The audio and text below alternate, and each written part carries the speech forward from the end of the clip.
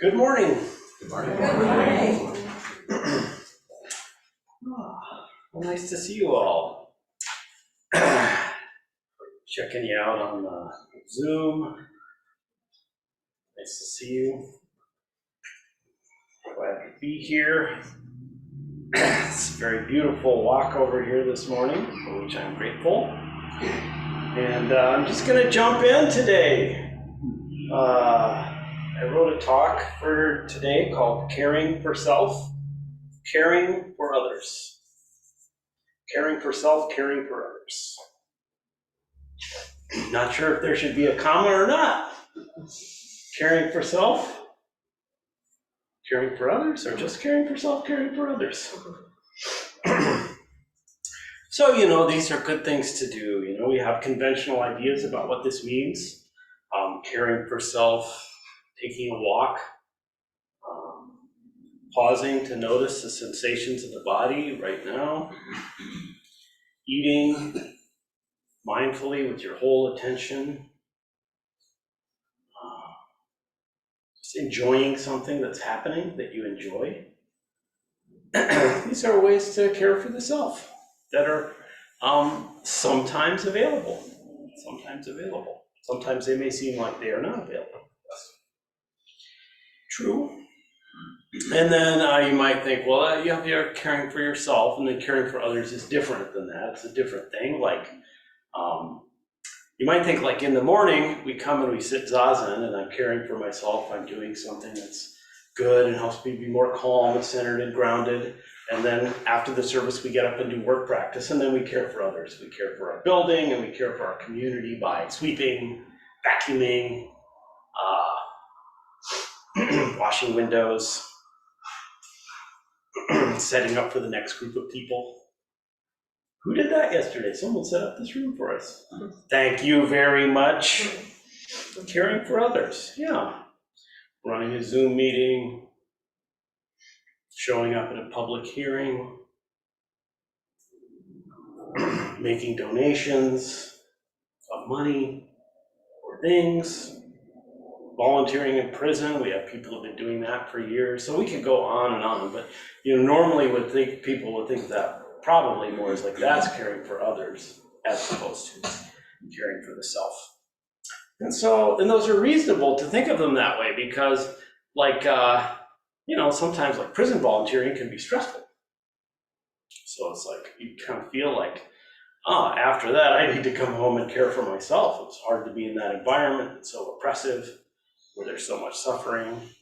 Or if you go to a public hearing and people are mad and contentious about something and you're trying to be there in a way that promotes universal welfare, it might be like, that was so hard to be around and the results I wanted didn't happen. I need to go do some self-care. So that's very normal that we would think of some things as caring for self and caring for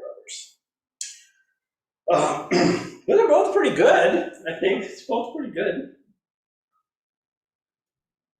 So in early Buddhist texts, there's a lot of attention directed to looking at the phenomena that we consider to be ourselves. That's really, you could say, like one of the main things that early Buddhist literature tries to do is help us pull away from constantly focusing on what we think are external objects to be acquired or pushed away, and instead to be like, what's going on in here? How do I feel? What are the sensations in the body? What is my mind doing? So it looks very self-focused, looks quite self-focused, I would say. And then we get the Mahayana movement, and of course we're at Mahayana kind of a place here, being Zen. Mahayana Buddhism, the emphasis starts to shift towards like freeing all beings from suffering. And we get a more outward shift towards a more, what looks like a more socially engaged body of teaching and a more looking at how we can all get free from suffering together.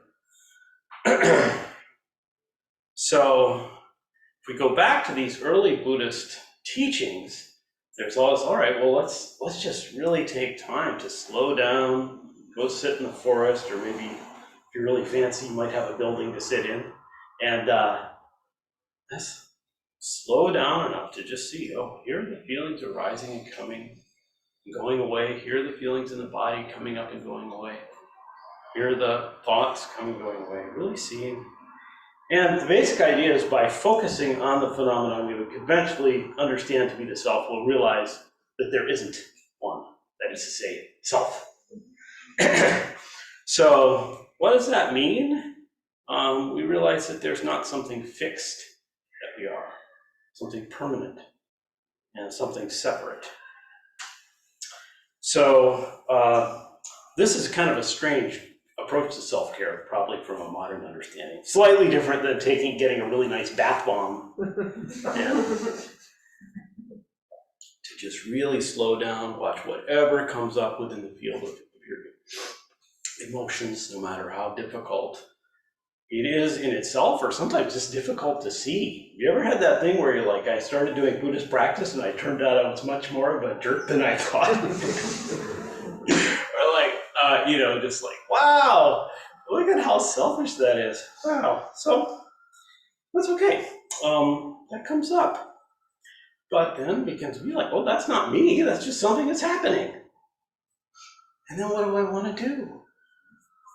This is really the freedom that early Buddhist literature invites us into, is to be like, well, having seen all the phenomena that would be conventionally understood to be the self, what am I going to do right now?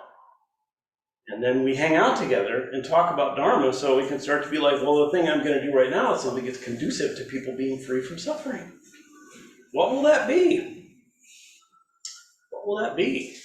And it might not be the thing we would have done yesterday or 10 years ago. Certainly in my case, it's changed quite a bit over my lifetime, for which I'm very grateful. And may it keep changing. So in Mahayana Buddhism, there are kind of various approaches to this question of self and other. So I'm just going to focus on the side that's associated with Yogacara, which is the idea is to see that the self and the other are not really different things. So by kind of looking at things or looking at our own processes or just pouring ourselves into whatever activity we're doing with our whole selves, to have moments where we realize that this idea that there's a subject that views objects is just a weird habit of mind. It's like you might have a weird habit of mind that when you hear the word phenomenon, you go, phenomena, right? So we have weird little habits of mind. And one of those weird little habits of mind is to think that there's actually a subject which views objects. There's a self which is separate from what it observes. So to put it in, like, kind of sum up, early Buddhism basically says investigate the self to efface the self or see through it. And the Mahayana, and I'll kind of stick with one side of Mahayana Yogacara, is like, let's just see that the self and other are not ultimately separate. It's just relationship that's deeper than relationship because it's inseparability. So this tendency of Buddhism to focus on investigating the phenomena that would be conventionally understood to be the self, like our bodies, our feelings, our thoughts, our tendencies, all of that. It does not always please all people. So have you ever heard the term navel gazing? Yeah, navel gazing, right? You just go to college and they're navel gazing over there. Probably someone walked by our Zen center this morning. They're probably in there, navel gazing. Did you know that navel gazing is a translation of an Indian term for the practice of meditation specifically? So I don't actually know the Indian terms. This Greek is omphalos, which means skeps, looking, and omphalos, the navel. So looking at the belly. So because with many yogic meditation texts, we gaze specifically Navi Drishti. Well, actually, I guess I do know the Indian. Navi Drishti. So I've done a lot of yoga where my teacher's like, Navi Drishti. And we're all like,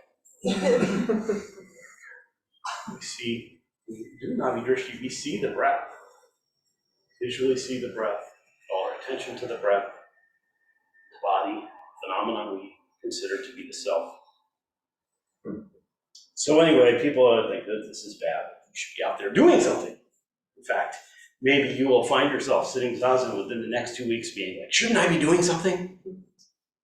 There's so much going on. Maybe it's like laundry. Maybe it's like, there's so many problems in the world. How can I just sit here? I hear this quite frequently as a teacher. It's like, well, you're doing a lot of things. Couldn't one of them just be sitting down and checking out what's going on with you?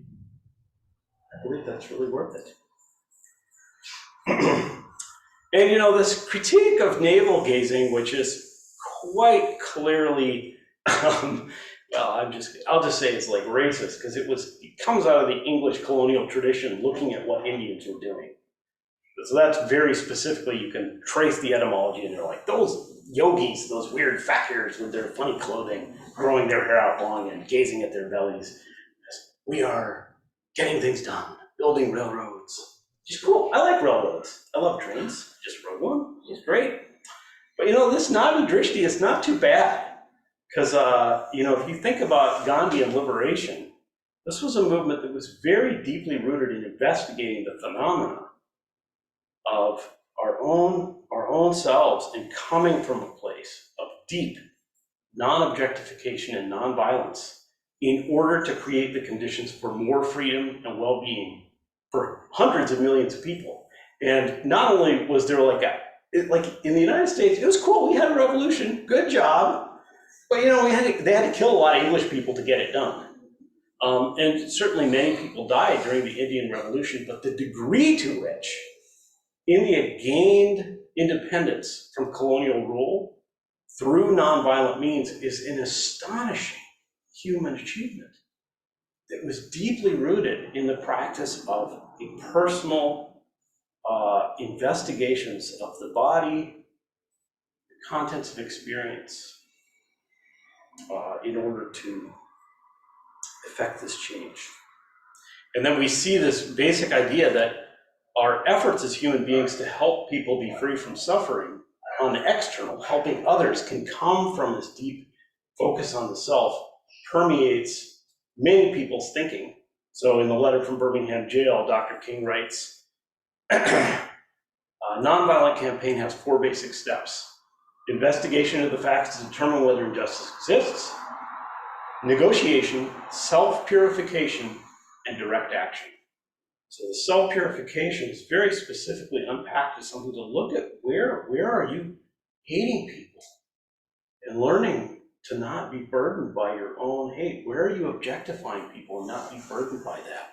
So that then when you show up, you can just show up, be like, I'm here for everyone to get more free together, no matter what happens.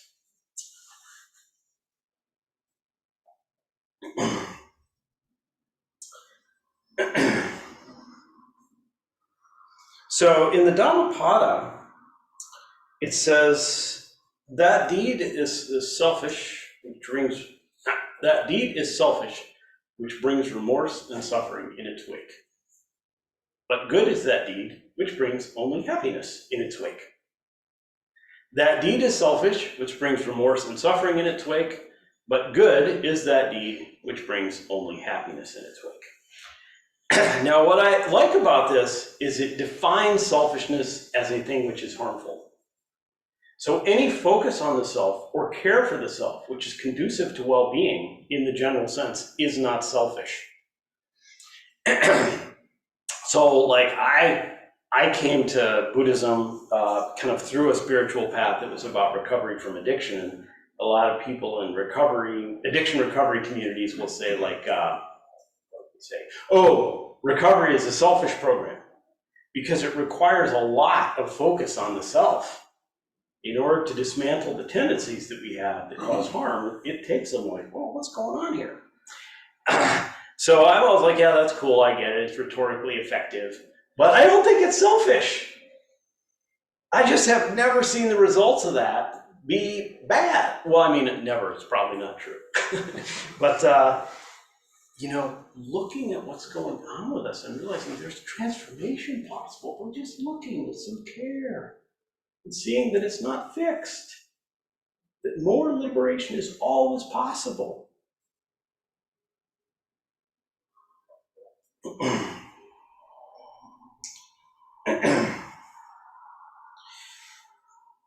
So, yeah, just kind of I want to drive this point home that focus on the self is fundamental for the possibility of us all getting free together. In part because we're not focusing on a real self. Even just like us dumb addicts in recovery with a 50-year-old spiritual program, no, it's like, 70, 80. Anyway, no, it's like, the point is that it's not fixed. That's the point. That we can change.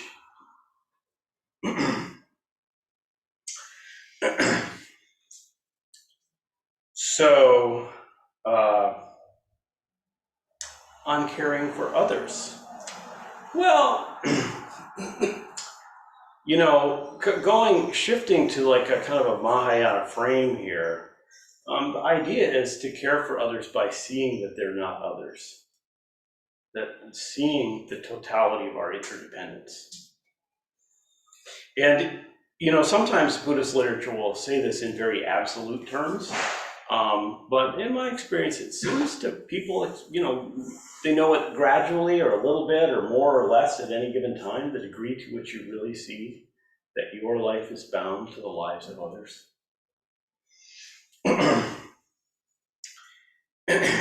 And,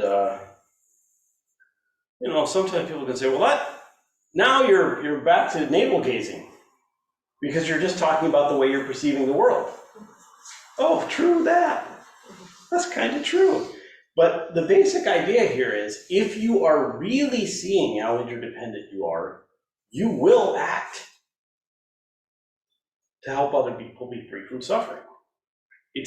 And so the question, it's like, if you think, well, you're just navel gazing, you're not actually seeing how deeply you are conditioned to see others as others. So, and I think Thich Nhat Hanh talks about like when you accidentally touch a hot stove, you're not like, oh, I wonder if I should do anything about that hand.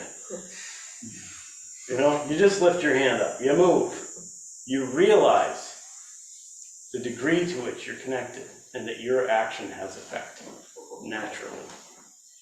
This naturalness of compassionate activity is talked about in a really pretty well-known koan, which I'm not going to recite the whole koan, but just the question is, how does the Bodhisattva of compassion, Abolopitash, manifest so much energy for liberation with all these thousands of hands? And the answer is, it's like reaching behind the head for a pillow in the night. It's not like, oh, I need to fix something. It's just natural, easy, and comfortable. And yet, if you read the literature that informs the question, it's about a being that's there. It's rescuing sailors in the middle of the ocean, and it's rescuing people from poverty by providing food, and it's rescuing people from anguish by just salving their broken hearts. Huge amounts of energy that Buddhist literature claims Avalokiteshvara is constantly manifesting. And yet, it's easy. Just like, you're not like, oh dang, I wonder if I should I have to lift my hand off this hot stove. Oh my God, I wonder if I should do that or not. No, it's just natural.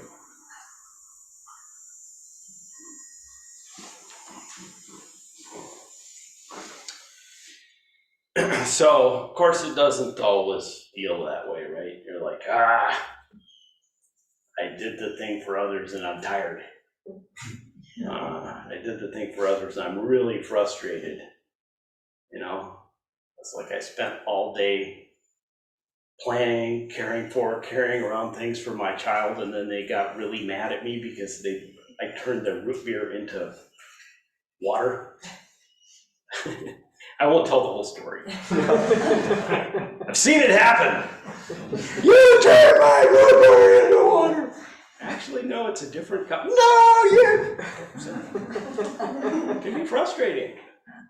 Yeah, it can be frustrating. Or you're like, oh, it's just so painful to see all the people living outside in this city. We're living in one of the wealthiest countries in human history. People living in abject poverty. People I know, pour energy into creating housing, creating the conditions for people not to be unhoused, and yet, year after year, there are people in this room done a lot of work on this.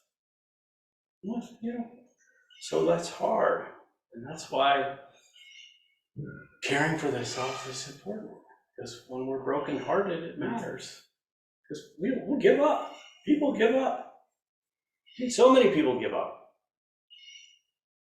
And I don't blame them. But what can we do so that we can keep going together? Because we care. We care for self and we care for others.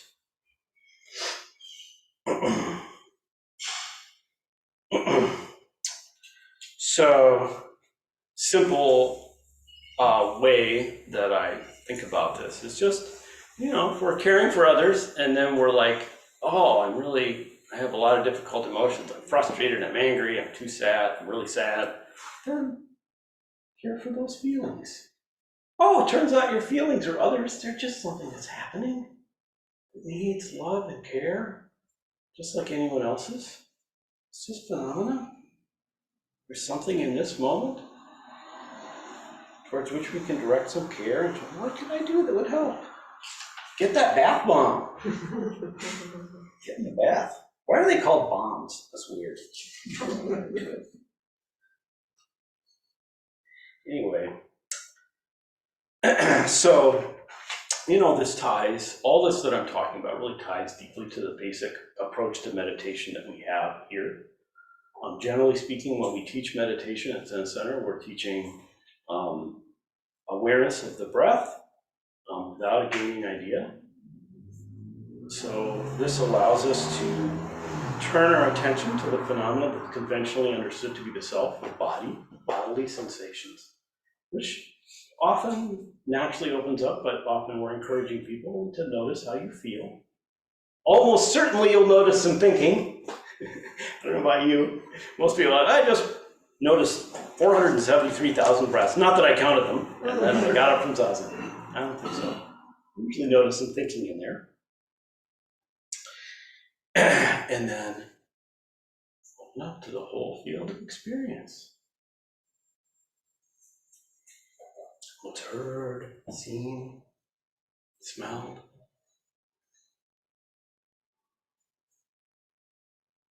Was an objectless awareness, because it's just the whole field of experience just experiencing itself. No, that's the invitation here. Just come in here in the morning and the whole field of experience will experience itself. Enjoy if you can, and if you can't, then you can bring some attention to how you feel. It's good. When we practice Oryoki, we integrate caring for self and caring for others. So it's like Oryoki is like the formal meal practice here. And actually, most ritual practices here involve the same dynamic, but I'm just going to use Oryoki as an example. So there's a very specific way of eating where you move everything around in a very ritualized way, and it's very organized with lots of people moving in a choreographed dance of getting some food. And we only do this during sessions generally. But anyway, during Oryoki, it's like the idea is you don't look around. Don't look around. It's like we got our own realm here. You got your bowls. When you're eating, just eat with your whole attention. But at the same time, even as we do that, and as there's this moment where we go, you look at your food, when your food's there, you've been like chanting for 10 minutes. You're like, I haven't done anything today. The only pleasant stimulation I'm going to have is this food. And you're like, they put the food in my bowls. And then it's like, let's look at the food and chant for a while and smell it because it's right under your nose. And then the chant is about like, we just want to check out whether we're feeling greedy right now. And the answer is, heck yeah. Oh, wow. Look at that. What did the Tenzo make? So it just lets us touch phenomena we understand to be the self. So we have this focus on the self. But at the same time, the idea is to be totally aware of the ritual that's being done. So even though we're focusing here, the server walks in the door, for seconds we know, put the bowl down. Oh, it looks like the doshi over here has started cleaning bowls. Now we can all start cleaning bowls. So there's deep awareness of other people. That's what we're learning to do, is to balance being deeply aware of what's going on with us and taking care of what we're doing with our whole selves while we're deeply aware of all the other people. That's the practice.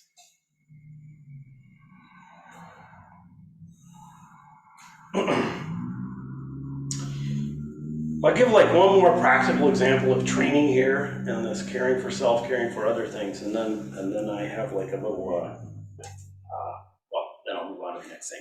Anyway, so for 5 years, or maybe 4 years, something, I was the chair of a building development committee here, whose purpose was to make a plan and figure out how to basically make a space kind of like this, although we had never figured out exactly what it was going to be.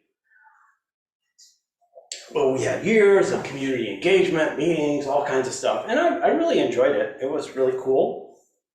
And at some point after doing that for several years, I got really frustrated and annoyed with the process. Like really frustrated and annoyed. Like, oh yeah. Like, I thought Ben was very peaceful and like just could, and no. And I was like really just a grumpy monster.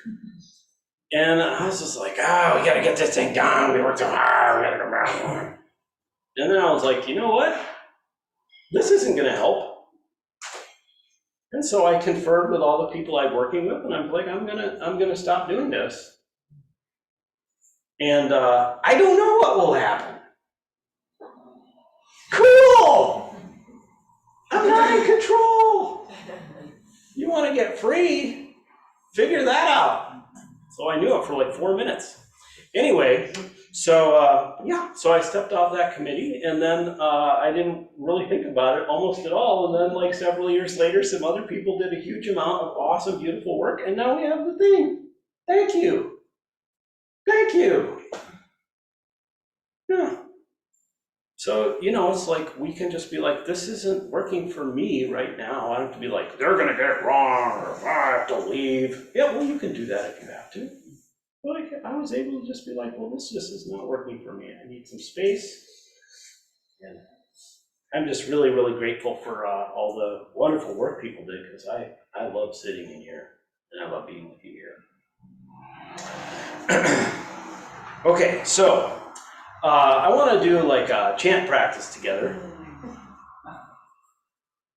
This is going to be kind of an unconventional chanting practice. It's going to follow the basic approach to chanting that we use in Soto Zen, so I'm just going to talk about that for a minute, and then it's going to be a chant that is not conventional and will not be structured conventionally. So usually our chanting is not really repetitive. In some Buddhist traditions, we'll chant the same thing over and over. Some, do 108,000 mantras or whatever. We don't really do that so much in Soto Zen. We're not going to do 108,000. There may be some repetition. Anyway, when we chant here, which is a normal part of the practice here, basic idea is to try and make the sound that matches what's going on. So you focus on your own, what you're doing, but make it so that it coheres with what's going on. So generally speaking, we're going to chant in octaves. So that's basically one note, with some people chanting down here at a low pitch, and some people chanting up here at a higher pitch. Those are the two pitches. This pitch and that pitch, this pitch and that pitch. Try not to have just a pitch cloud, but when we have pitch clouds, enjoy the pitch cloud. That's cool. So, rhythm tends to be very steady and unvarying. The idea is to chant so that we really feel the energy of our chanting, so we're bringing our energy to the practice and demonstrating that we have power and capacity to engage in liberation without being too intense. So how do we find that balance? I'm not sure if I should be chanting, but yeah, balance, right? So that's my invitation for all of you to get into that. So as we do this, we're going to do a chant where there's various things happening. So what I'm going to ask you to do is focus on your part so that you can do the part that is your part. Does this sound familiar? So then if you're like, oh, I'm doing the part, that's my part, it's cool, I'm going to start to open my focus actively more and more so that there's less focus on what I'm doing and more on what I'm perceiving. So probably you start by opening up to sound, and if you're like, oh, I can just be totally focused on hearing, you could even be like, oh, no, I'm gonna really notice what I'm seeing, what I'm feeling, all that. And then when if you get lost, you go, oops, what's my part? And you come back and focus on your part. And you may realize that your awareness is malleable between the way it's focusing and the field with which it is open. So, yeah, so that's probably enough. So, if you're on the Zoom meeting, you can just pick whichever one of the chants you want to. So I'm not gonna divide you up. We're gonna do 2 rounds of this. First round, those of you over here are gonna chant the title of one of Suzuki Roshi's most beautiful books. Not always so. Not always so, not always so. And then over here, I'm going to invite you to chant, it is always so, it is always so. So you can choose either not always so or it is always so. We probably do want to go to original sound on here. That will get it better. Got it, thank you. Okay, so those are the 2. I'm going to start each group, so I'll start one, and then I'm going to bring the other one in. I'm going to act like a choral conductor, and I'm going to go 1, 2, 3, 4, even though your chant is in 5. Okay, so here we go. You can basically just join in me as you're ready. Okay, here we go.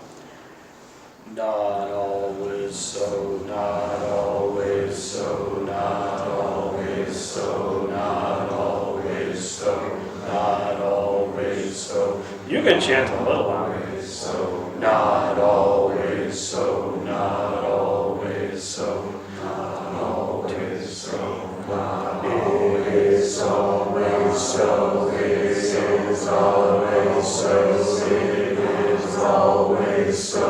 It is always so, it is always so, it is always so, it is always so, it is always so, it is always so, it is always so, it is always so, it is always so, it is always so, it is always so, it is always so, it is always so, it is always so, it is always so, it is always so, it is always so, it is always so, it is always so, it is always so. And we'll bring it on. It is always so, it is so. Okay. Hey, Raymond, would you mind passing that bell down the line? Because I'm realizing I have no way to end this. So, we're going to do another round of this, if you will indulge me. I'm going to invite you to do another round of this. But this time, whoops, no worries. This time, yeah, when I ring the bell, we can just begin to lower the volume, and we'll just kind of fading out. So this time, if your first name begins with the letter A through G, I'm going to invite you to chant "Not Always So." Got that?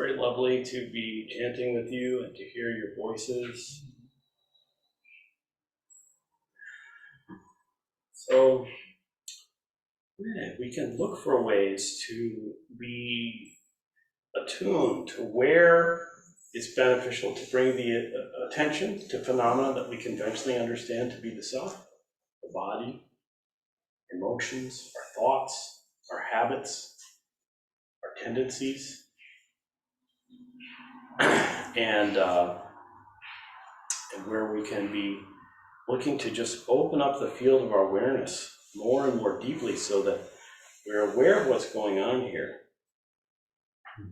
This is a movement, Mahayana. Mahayana Buddhism is a movement that is rooted in the value of compassion. A lot of times, well, I think what I would just like to say here is, I think it can be useful to think of this compassion as a space for people to be how they are, rather than a particular feeling.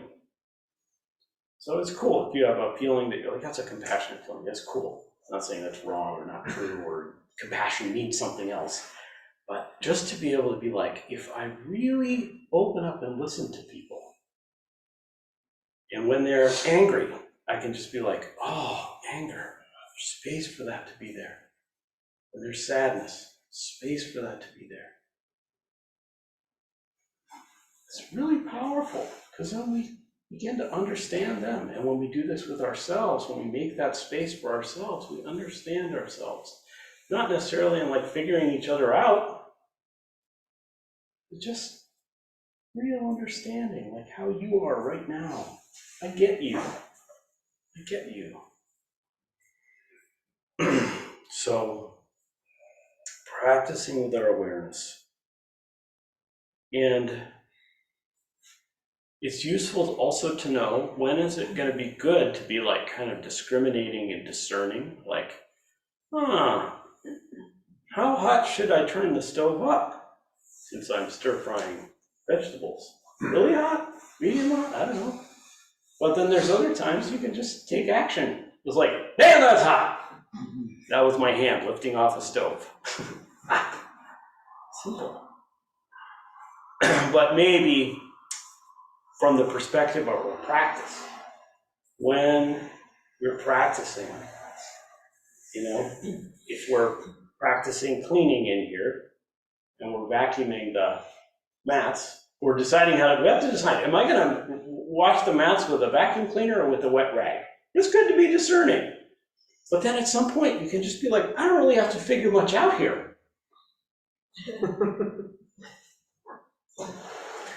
Just pour yourself into it. When you're practicing Zazen, I may need to bring some attention to the breath here. Maybe I just need to notice what's happening in my emotional sphere. And sometimes we can let go of all that picking and choosing. And just awareness is doing awareness. How cool is that? You can just show up here and let awareness do awareness.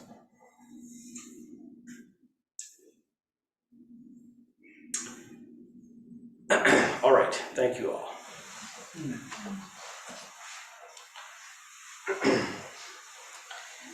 So we have time for people to ask questions or make remarks. Reflections on your experience of chanting together are welcome. So that'd be an easy way for someone who's a little scared to talk. And I think it's probably best for, if you're on Zoom, to just start talking, and hopefully I'll hear you, because I can't see you very well.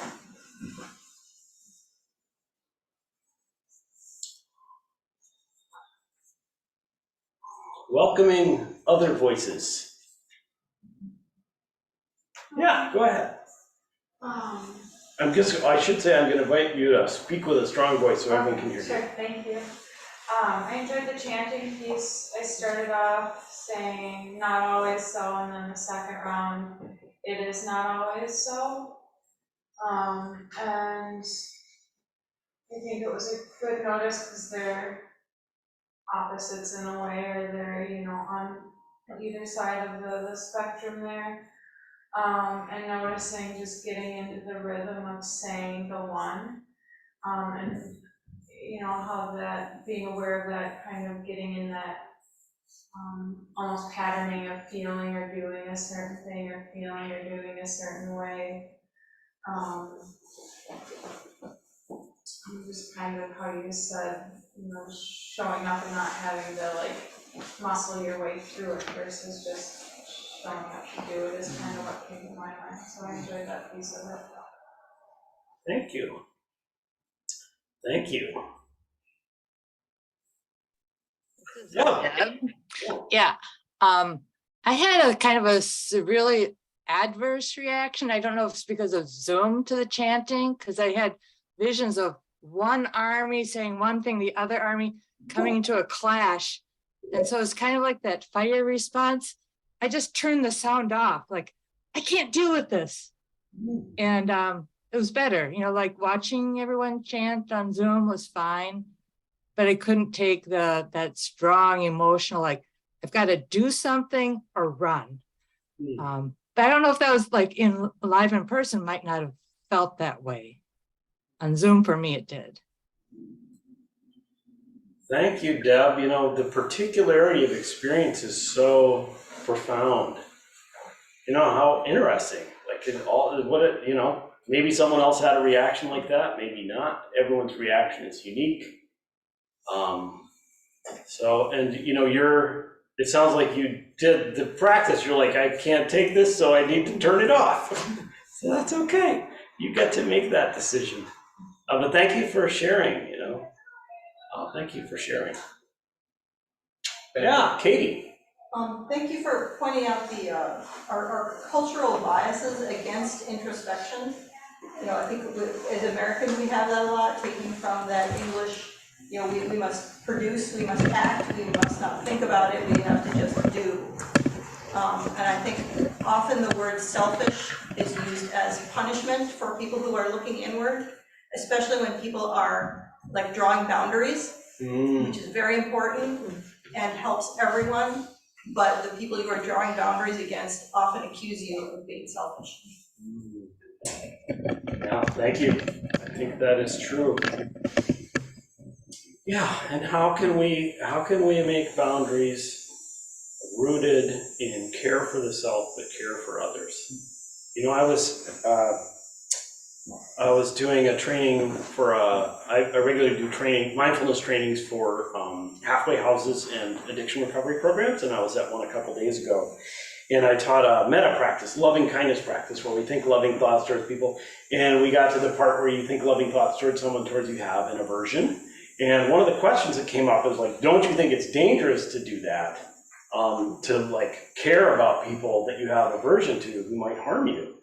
And I think the answer is yes. I mean, people are complicated, but ultimately, it's we who bear the brunt of we bear our feelings, but we all bear our actions, so it's quite possible to set boundaries in a way that's like, yeah, I can't talk to you anymore, and that's because it's too hard for me, but I'm not like, you jerk. But if you have you jerk going on, you might want to set some boundaries, because you're obviously activated. So thank you for that. Ben, I want to say thank you for your excellent talk. I enjoyed the exercise very much. It was cool to first focus on getting your part right, and then to hear other people and how the interplay between when I would start, not always so, someone else would be starting, hitting and shift each time. It reminded me of Yes. like violin phase or come out. It was very cool. Yeah, the chant practice is deeply informed by minimalist composition technique, and also the training of more for me, the training of my West African drum teacher. So when I was in college, my main instrument of study was West African drumming. And really what we were doing here was that thing, which he would train us to know, you have to know your part, because otherwise you're not doing what you're supposed to do. So you have to know how to stay with it. But then when the other parts come in, they'll throw you off. So you have to stay with your part. But when you really are settled, you can open up, and then you can be really experiencing the whole. So I'd like to give credit to Soa Mensa. It was a real inspiration to me for providing a lot of the template for this. Yeah, Bernie. So it occurred to me just after the exercise that it was kind of an auditory version maybe of the invisible gorilla exercise. Do others know that one? For those of you that don't know, it's a sort of psychological exercise where you watch a bunch of people playing Harlem Globetrotters passing a basketball. And the task is to count the number of times the basketball is passed. But then the real crux of the exercise is in the middle of watching this, somebody in a gorilla suit walks into the middle of the group and starts waving at the camera. Oh. And most people miss the gorilla. They're too busy counting the basketball. And so that's what reminded me of this chanting exercise is when you're focused on your own part, it's very easy to miss the others. Thank you. Yeah, and that's really weird. They don't just miss the gorilla, but so after their interview, the interviewer says, "How many passes?" They say 73. "Oh, you're off by one. Oh, darn." It's like, "Did you notice anything else?" "No." "Did you notice anything out of the ordinary?" "No." "Did you notice a gorilla?" "What?" Yeah. And if you watch the video, Yeah. it's a person as big as all the people throwing the basketball in a gorilla suit. Yeah. So this actually deeply ties to Yogacara theory of mind. It's just like we exclude everything that isn't matching what we want to see or doesn't match our desires. There's a lot of discourse on that. So yeah, where was the gorilla? You guys didn't see the gorilla? That was a really good part of the chant thing. I thought someone was going to bring that up. So is there anyone else on Zoom who'd like to say anything? It may be a little harder to jump in, so I want to make a little extra space.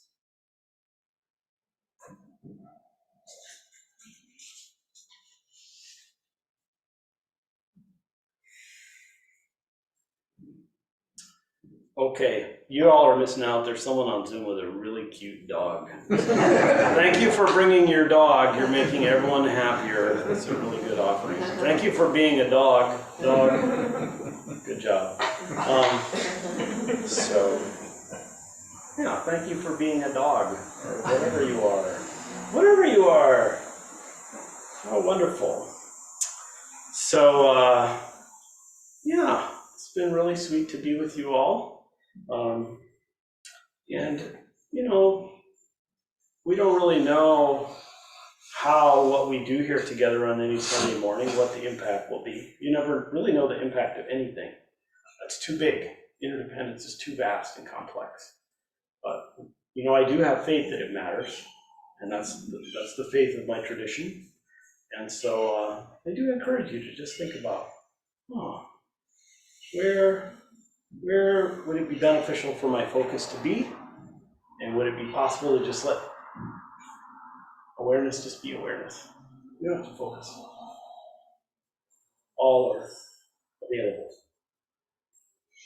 So, I'm going to turn it over to our esteemed Dylan Raymond. Thank you very much. Let's send this. Thank you. Before I start the